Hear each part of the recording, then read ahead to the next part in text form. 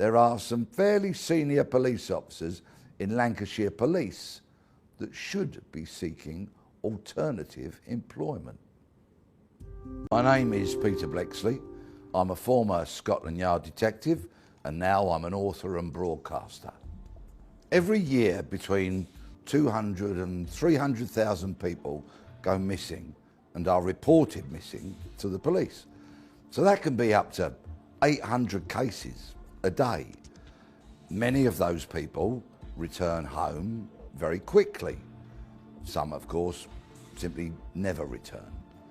So there's always a balance to be struck in the resources that the police apply to one of these cases and the breadth and depth of the investigation.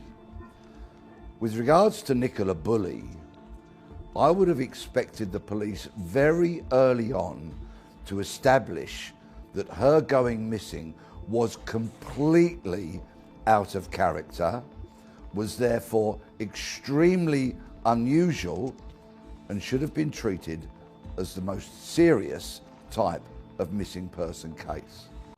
I was surprised when I watched early footage from St Michael's on Wire that the bench that we'd been told Nicola had been sitting on and where her phone had been found wasn't actually sealed off like you would expect a more traditional crime scene to be sealed off with barrier tape, do not cross, crime scene and all of that. I think the police should have dealt with that bench as a potential crime scene right from the very off. At the absolute minimum, it should have been secured, should have had cordons placed around it. In fact, perhaps they should have considered removing it in its entirety. After only a matter of days, Lancashire Police was saying quite clearly that they felt there was no third-party involvement. So nobody else was involved in Nicola's disappearance. And they also said very clearly that it was their working hypothesis, or their theory, that she had gone into the water. In more recent times, they've been saying we're keeping an open mind. But very early on, very clearly, they said no third party and she's in the water. Now, we are not privy to everything that the police know. And they, obviously, have some form of evidence that has led them to this conclusion.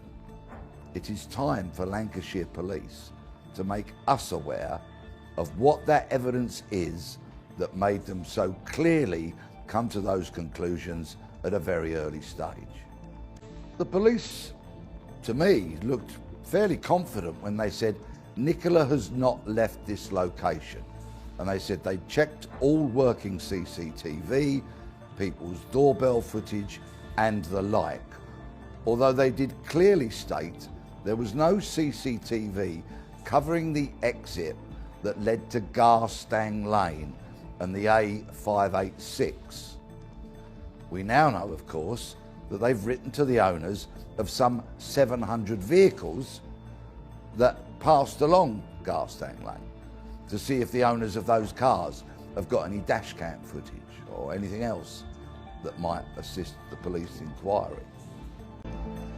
With the explosion in interest in true crime in recent years, we've all become armchair detectives, every single one of us. I don't deny anybody the chance to speculate and to have their own thoughts and theories, of course not. What is particularly unhelpful, though, is when armchair detectives with absolutely no experience in investigating crime, having never solved anything, having never arrested anybody, take it upon themselves to jump in their car, get on a train, go to the scene of the crime and start poking their noses around. And of course, in this situation, we'd seen that it got to such a state that Lancashire Police had to get a dispersal order so that they could literally remove people who were doing exactly that, and if need be, arrest them.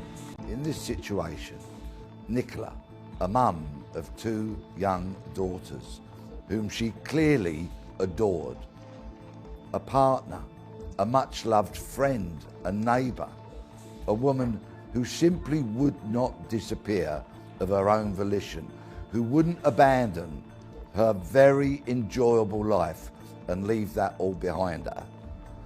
I think the family and friends probably got it right, and time will tell as to whether the police did or not. I hope, although my hope is rapidly fading, that at some point Nicola returns alive and well. The longer this goes on, tragically, the less likely I think that is going to be.